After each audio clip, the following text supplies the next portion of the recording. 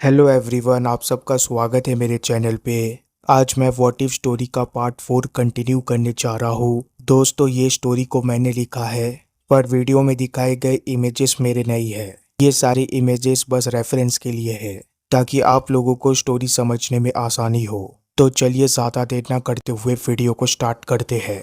Video के शुरुआती pages में हम यूनिवर्स 6 में होते हैं, जहाँ पर हम यूनिवर्स 6 के गॉड ऑफ डिस्ट्रक्शन चांपा को देखते हैं। चांपा इस वक्त काफी ज्यादा एक्साइटेड लग रहा होता है। चांपा बोलता है कि क्या तुमने सुना वाडोस, ग्रैंड प्रीस्ट और ग्रैंड जेनो एक न्यू टूर्नामेंट कराने जा रहे हैं और इस टूर्नामेंट में वही लोग हिस्सा ले सकते हैं जिसे ग्रैंड जेनो सिलेक्ट करेंगे।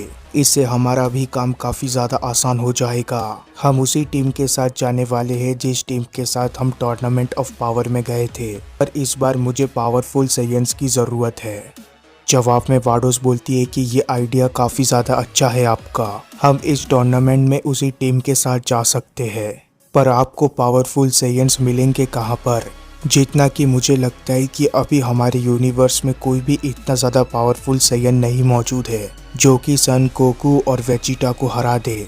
और लास्ट टाइम आपने ये भी देखा था कि हमारे यूनिवर्सेस के ज़्यादातर वॉरियर यूनिवर्स 7 के वॉरियर से हार गए थे। तो आपका जो आइडिया है सेम टीम के साथ जाने का, वो आपको स्टेज 1 जीतने में ज़रूर मदद कर सकता है, पर जब आगे के राउंड्स आएंगे आपकी टीम दोबारा हार जाएगी।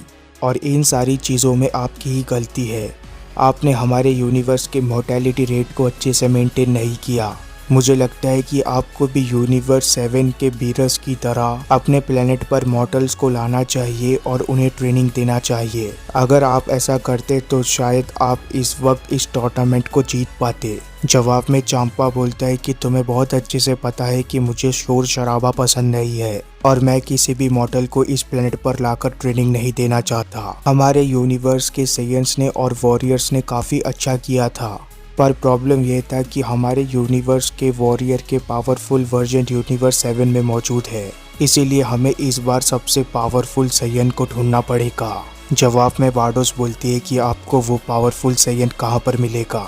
चांपा बोलता है कि हमें साइंस प्लेनेट सडाला पर जाना चाहिए, शायद वहाँ पर जाने से हमें कोई पावरफुल साइंस मिल जाए। वैसे भी मैं आज तक कभी भी किंग सडाला से मिला नहीं हूँ और ना ही कभी प्लेनेट सडाला पर गया हूँ, और जितना कि मुझे पता है कि बीरस ने भी इन साइंस को ऐसे ही ढूंढा था। शायद मेरे ऐसा करने से मुझे कोई पावरफुल साइंस वहाँ पर मिल जाए। वाडोस बोलती है कि आपका दिमाग वक्त के साथ तेज होता जा रहा है। आप प्लेनेट सडाला पर जाना चाहते हो, ये तो बहुत अच्छी बात है।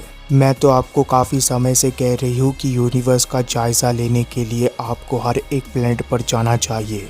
इससे आपको पता चलेगा कि यूनिवर्स के हर एक प्लेनेट पर क्या चल रहा है, पर आपको सोने और खाने से फुर्सत कहाँ है।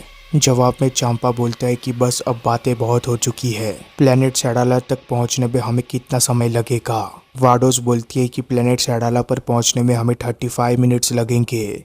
इस बात को सुनकर चांपा बोलते हैं कि क्या इतना समय लगेगा? पर इस बार मुझे फर्क नहीं पड़ता, हम वहां पर जाएंगे। चांपा का ये सेंटेंस खत्म होते ही हम देखते हैं कि वाडोस और चांपा एकदम से निकल जाते हैं प्लेनेट सडाला की तरफ। इसके बाद एकदम से सीन शिफ्ट हो जाता है। हम यूनिवर्स 6 के एक और प्लेनेट को देखते हैं। ये प्लेनेट भी काफी ज्यादा अजीब लग रहा होता है। इस प्लेनेट पर भी चारों तरफ हवाएं चल रही होती है। ये प्लेनेट नॉर्मल प्लेनेट से काफी ज्यादा ठंडा लग रहा होता है। ये प्लेनेट इतना ज्यादा ठंडा होता है कि हमें हर तरफ आइस के बड़े बड़े टुकड़े देखने मिल रहे होते हैं। पर तभी हमें इस प्लेनेट पर एक जाना माना स्पेसशिप दिखता है। हम देखते हैं कि ये स्पेसशिप एकदम से खुलने लग जाता है और उस स्पेसशिप से एक शख्स बाहर आता है। इसके नेक्स्ट पेजेस में हमें ये पता चलता है कि आखिर ये शख्स कौन है। ये शख्स काफ़ी हद तक फ्रीज़ा जैसा लग रहा होता है। ये फ्रीज़ा जैसा दिखने वाला शख्स इसी प्लेनेट पर आगे की तरफ बढ़ रहा होता है।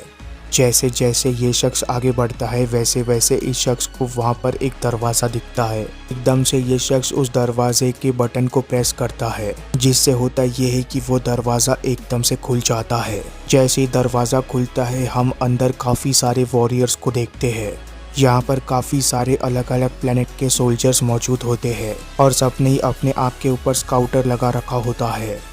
ये सोल्जर्स वहाँ पर आए हुए उस शख्स को देखकर ज़रा सा भी हैरान नहीं होते। देखने से ऐसा लग रहा होता है कि इन्हें पता होता है कि आखिर वो कौन है। तभी इसके नेक्स्ट पेजेस में उस शख्स का चेहरा भी रिवील हो जाता है।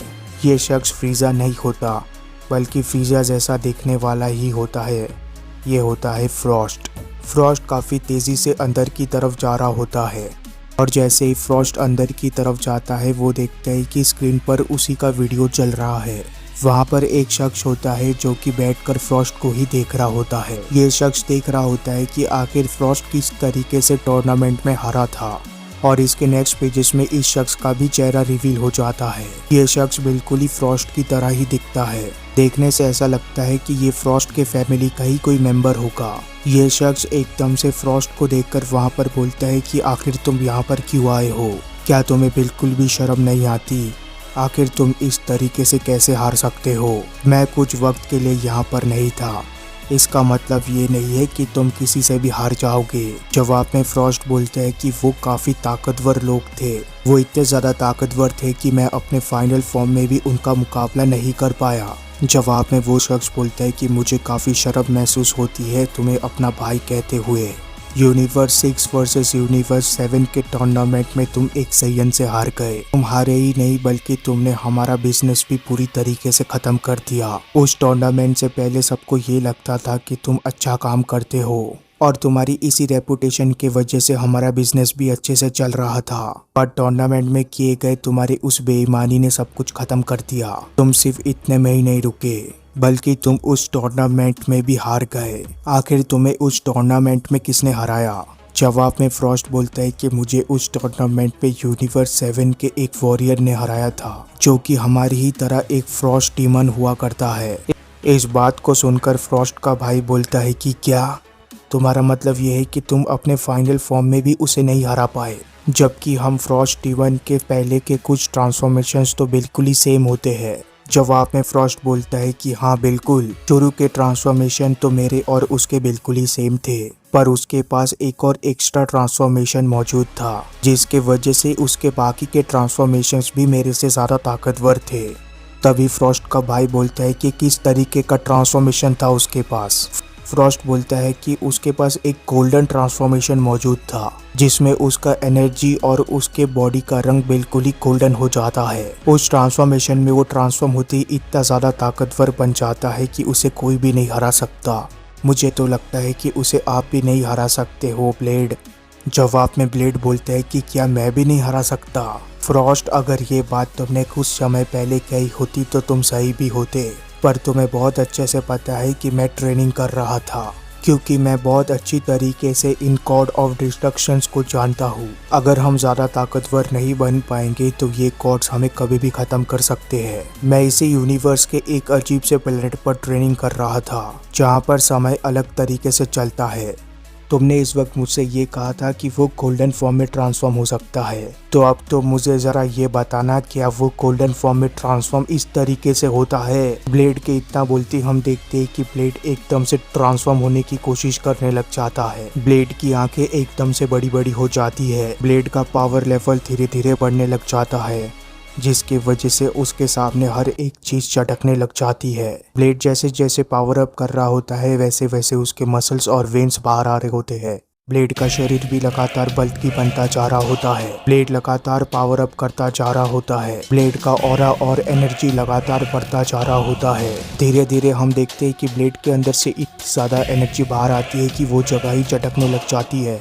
और इसके नेक्स्ट पेजेस में हम देखते हैं कि ब्लेड एकदम से ट्रांसफॉर्म हो जाता है। ब्लेड की बॉडी काफ़ी ज़्यादा बल्कि लग रही होती है, पर जैसे हमें लगता है कि ब्लेड का ये ट्रांसफॉर्मेशन ख़त्म हो चुका है वैसे ही हम देखते हैं कि ब्लेड दोबारा पावर अप करने लग जाता है। इस बार ब्लेड और भी ज़्यादा ज़बरदस्त तरीके से पावर अप कर रहा होता है। उसका पावर अप इतना ज़बरदस्त होता है कि वो बिल्डिंग ही आधी टूट जाती है। और इसके नेक्स्ट पेजेस में हम देखते हैं कि वो ट्रांसफॉर्म हो जाता है। ब्लेड के ट्रांसफॉर्म होते ही वो बिल्डिंग पूरी तरीके से ख़त्म हो जाती है। वहाँ पर रहने वाले कई सारे सोल्जर्स भी मारे जाते हैं, पर फ्रॉस्ट ने अपने आप को काफ़ी मुश्किल से बचा रखा होता है। पर ब्लेड के ट्रांसफॉर्म होते ही ब्लेड किसी वजह से एकदम से आसमान की तरफ जाने लग जाता है। ब्लेड आसमान में काफ़ी दूर पहुँच गया रहता है। ऑलमोस्ट ब्लेड प्लेनेट के बाहर ही पहुँच जाता है। ब्लेड के इतना करते ब्लेड दोबारा पावर अप करने लग जाता है। ब्लेड इस वक्त जबरदस्त तरीके से पावर अप कर रहा होता है। एक बार फिर ब्लेड को पता था कि उसके पावर अप से पूरा प्लेनेट ही खत्म हो सकता है। इसके वजह से ब्लेड आसमान में पावर अप करता है। ब्लेड के ट्रांसफॉर्म होते ही ब्लेड के अंदर से काफी ज्यादा रोशनी रिलीज होती है, जिसके वजह से हमें कुछ देर के लिए वहां पर कुछ भी नहीं दिखता। और इसके नेक्स्ट पेजेस में जैसे ही धूल और धुआं हटता है, हमें दिखता है कि ब्लेड पूरी तरीके से ट्रांसफॉर्म हो चुका होता है। ब्लेड एक बिल्कुल ही अलग तरीके के फॉर्म में ट्रांसफॉर्म हो चुका होता है। ब्लेड बोलता है कि फ्रॉस्ट, क्या तुमने इस चीज को देखा? गिजा की तरह हम देखते हैं कि ब्लेड के पास भी गोल्डन रंग आ चुका होता है। ब्लेड की इस ताकत को देखकर फ्रॉस्ट बोलता है कि बहुत अच्छे, मुझे बिल्कुल भी अंदाजा नहीं था कि आपने इस तरीके के पावर को गेन कर लिया है। तभी ब्लेड बोलता है कि ये तो कुछ भी नहीं है फ्रॉस्ट। ब्लेड के इतना बोलते ब्लेड अपने मन के अंदर सोच रहा होता है कि मेरे पास एक और फॉर्म मौजूद है। अगर मैं इस वक्त उसे ये दिखाता हूँ तो ये प्लेनेट ही पूरी तरीके से खत्म हो जाएगा।